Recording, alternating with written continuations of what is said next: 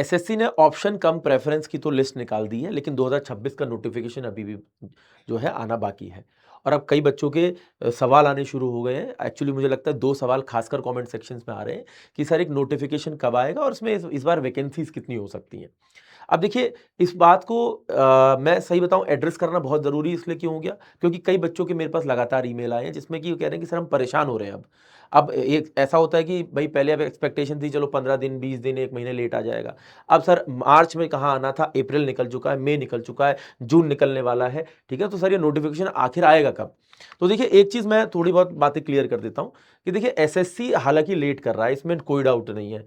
ठीक है ना, और ये बहुत टाइमली होना चाहिए। इसकी वजह से बच्चों के पास एक लक्ष्य नहीं मिल पा रहा। ठीक है, अब ये ऐसा नहीं कि सिर्फ एसएससी का हाल है, आप देख लीजिए एनटीए नीट के पेपर में भी क्या हुआ। ठीक है, ये सब आप जान के आप मतलब मेरे को नहीं लगता कि बहुत ज़्यादा बताने की ज़रूरत है। ठीक है, तो आप सभी लोग इस बात से वाकिफ़ हैं। लेकिन मेरे को एक चीज़ पता है कि हम, चाहे आप एज अ स्टूडेंट चाहे टीचर एज अ मैं, ठीक है ना, हम दोनों मिलकर ये चीज़ कंट्रोल नहीं कर सकते कि नोटिफिकेशन कब आएगा या नोटिफिकेशन एसएससी आज निकाल दे या कल निकाल दे। ठीक है ना, अब आप देखिए कि मैंने रिसेंटली ट्वीट भी किया था, एसएससी को टैग भी किया था ट्विटर के ऊपर। ठीक है ना, जिसे हम एक्स बुलाते हैं। ठीक है, तो उसमें भी देखते हैं उससे कुछ होता है, बच्चे कई सारे रीट्वीट भी कर रहे हैं उसको। और अब मैं एक चीज़ यहाँ पर आपको बताना चाहता हूँ, देखिए हर साल क्या है कि नंबर ऑफ एप्लीकेंट, देखिए नंबर ऑफ वैकेंसीज की अगर मैं बात कर लेता हूँ। ठीक है, तो नंबर ऑफ वैकेंसी आप देखिए हर साल नंबर ऑफ एप्लीकेंट घट रहे हैं। ये घटना दो वजहों से हो रहा है। एक, पहले के मुकाबले बच्चे बीटेक डिप्लोमा कम ऑप्ट कर रहे हैं, एक। और दूसरा कारण ये भी हो रहा है कि बहुत से बच्चों का विश्वास उठ रहा है कि भैया पेपर तो टाइम से होता नहीं, नोटिफिकेशन टाइम से आता नहीं, मैं इतनी पढ़ाई करता हूँ ये करता हूँ तो इससे बढ़िया ये नहीं वो एग्जाम दे देता हूँ। और हालांकि मैं आपको बता दूं ये एक किसी एग्जाम का हाल नहीं है। ठीक है, अब इसमें कैसे बदलाव आएगा कैसे नहीं आएगा ये तो समय ही हमें बताएगा। लेकिन नंबर ऑफ एप्लीकेंट लगातार घट रहे हैं। और आप देखेंगे, ठीक है, तो यहां पर नंबर ऑफ वैकेंसीज भी आपको हर साल की नजर आ रही है, लगभग लगभग कितनी आती है। तो अगर आप एवरेज नंबर ऑफ वैकेंसीज निकालेंगे, ठीक है ना, तो ये नंबर ऑफ वैकेंसीज अप्रोक्सीमेटली 1500 के आसपास बैठेंगी। तो मेरा अपना अनुमान यही कहता है कि देखिए एवरेज वो हर साल का एवरेज है, कोई बहुत बढ़कर वैकेंसीज नहीं आई है। ये 2022 में भी आपको जो 2959 का नंबर दिख रहा है इसलिए दिख रहा है क्योंकि 2021 में वैकेंसी नहीं आई थी। तो वो 2 साल की वैकेंसी एक साथ आई थी, कोरोना के समय पर ये हुआ था। ठीक है, तो अब यहां पर देखिए इंपॉर्टेंट बात क्या है कि यहां पर भी वैकेंसी जो बढ़कर आ जाएगी बहुत ज्यादा 1700 के आसपास आ जाएगी।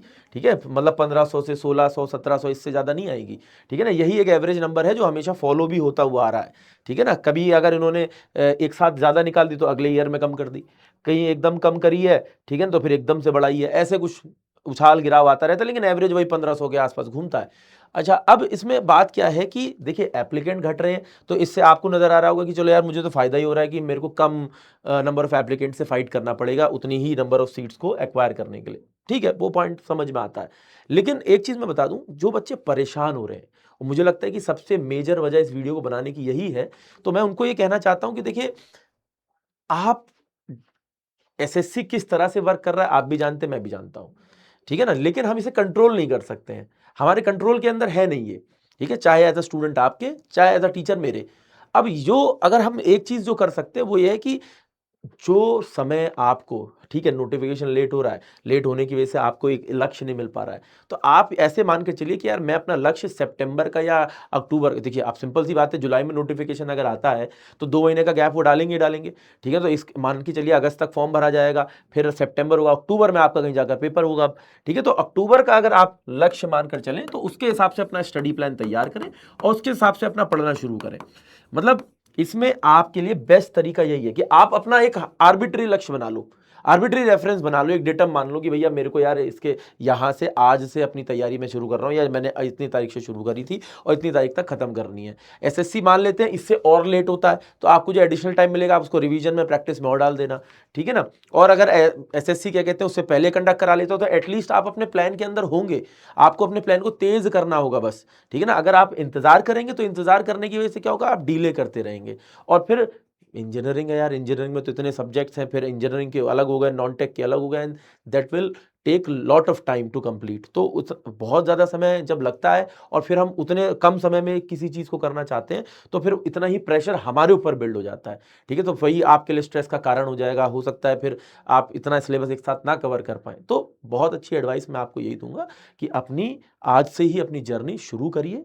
अभी तक नहीं शुरू करी है, एक लक्ष्य अक्टूबर का मान लीजिए मेरे हिसाब से, ठीक है ना? क्योंकि अक्टूबर से पहले तो अनुमानित नहीं है कि अब पेपर हो पाएगा, ठीक है? और उसके हिसाब से अपने स्टडी प्लान के हिसाब से अच्छे से पढ़ना शुरू करिए और अच्छे से पढ़ते चले जाइए, ठीक है? और अपने सिलेबस को कंप्लीट करिए और पेपर को क्रैक करिए। क्योंकि देखिए, हमारे पास बेस्ट रास्ता यही है।